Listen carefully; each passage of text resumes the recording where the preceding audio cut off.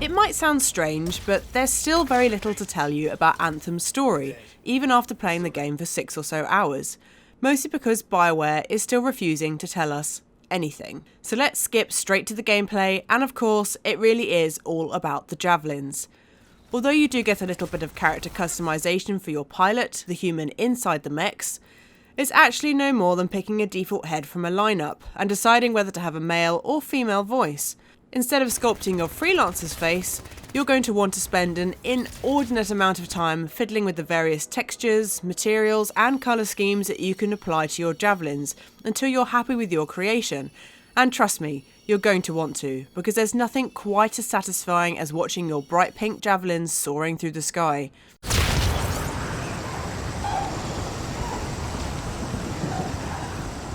Oh boy, the flying. Where the swinging was all anyone could talk about prior to Spider-Man PS4 coming out, all anyone could talk about at this Anthem preview event was the flying. Initially, I thought not being able to fly all the time would be frustrating, but overheating actually feels like a pretty minor inconvenience because the cooldown system works so well. Diving down from great heights to cool yourself off, spinning through waterfalls, or even just taking a tiny pit stop on a cliff edge gives a human edge to your souped up mechanic bodies and actually makes you appreciate the areas BioWare has built just that little bit more. The actual flying mechanics are ridiculously satisfying too, gifting you just the right sense of speed, agility and power to make you feel like you're really, well, flying. That complements each mech's unique abilities too, which you'll learn the more you play. You basically start out with an aging ranger, but as soon as you've worked through the first 2 missions, you're gifted with a brand new exosuit of your choice. I went with the Interceptor, mostly for its speed, and was amazed at just how much it changed my playstyle. The Ranger is a great all-rounder, but with the Interceptor I could dart in and out of close quarters combat to deliver devastating melee attacks in a way that the Ranger never could. On my squad we also had the Space Wizard Storm with its array of elemental attacks, and the shield-touting Colossus which basically acts as your tank. Getting all 4 Javelin types working together is quite the spectacle to behold, and adds an extra layer to the gunplay, which is already solid and satisfying in itself. But there's a catch. Anthem should feel like an amazing blend of Destiny 2 and Monster Hunter World, imbued with those amazing characters and player-crafted relationships that BioWare is famed for.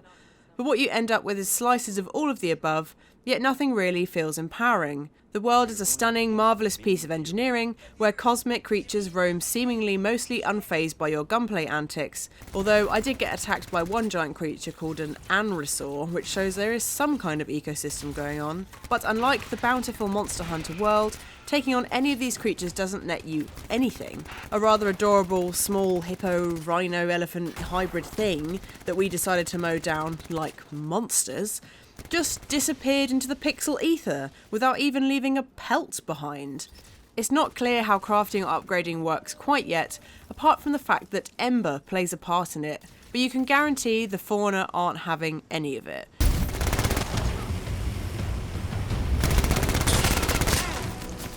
I shall neither be the first nor the last to make them, but when it comes to the inevitable Destiny comparisons, the similarities to Bungie's series are palpable, from the mission structures themselves to the content contained within them. You'll need to search for Ember outside the fort. Bring it here and we can start getting this place back on its feet. Will do. There's a heavy reliance in the first few missions of stand near object X, then fight off monsters while it does Y. There are even respawns restricted sections in missions, which you're alerted to by a big banner across the top third of the screen, and open chests after completing missions that spew out loot of varying colours and rarities. Does that sound familiar? There's even a sassy, or although slightly more annoying, ghost-alike, chattering in your ear in the form of your cipher, Owen, who's basically your mind link advisor who helps you with Javelin issues, waypoints and other essential info from Fort Tarsis. Anything else I should know? Besides that Arcanists get themselves in trouble by being out here. About Matthias. Brilliant and reckless. He has a reputation among the Arcanists. Not a good one. Having a bad reputation is chapter 1 of the Freelancer's Handbook. Owen isn't a tiny floating robot you can dress up, but he might as well be. Then there's the mission structure.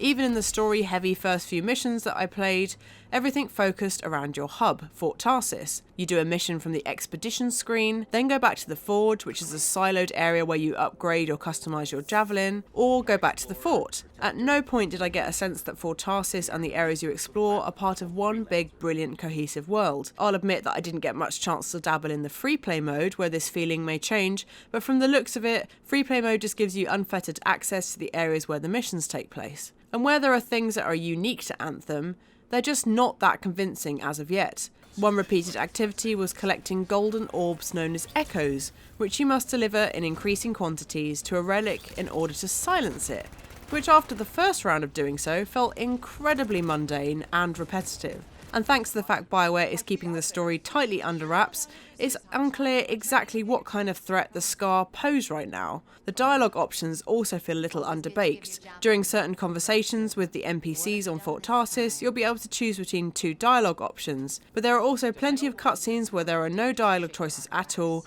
which makes the others feel far more redundant. The fact that BioWare still isn't really talking about Anthem's story, or how it will evolve beyond the campaign, is a huge concern.